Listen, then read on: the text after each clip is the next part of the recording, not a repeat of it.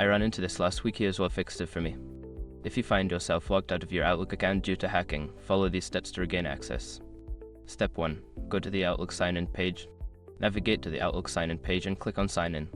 This is where you'll start the recovery process. Step 2. Click on Forgot Password. Once you attempt to sign in, click on the Forgot Password link. This will guide you to the recovery options. Step 3. Verify your identity.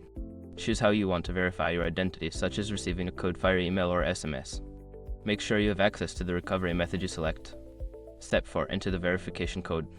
Check your email or SMS for the verification code then entered on the recovery page. This step confirms that you are the rightful account owner. A quick tip: if you don't receive the code, check your spam folder or ensure your phone is connected to the network. Step 5. Reset your password. Once verified, you will be prompted to create a new password. Make sure this is strong and unique to prevent future hacks. If you follow these steps, you should be able to recover your hacked Outlook account without too much hassle. Good luck and stay safe online.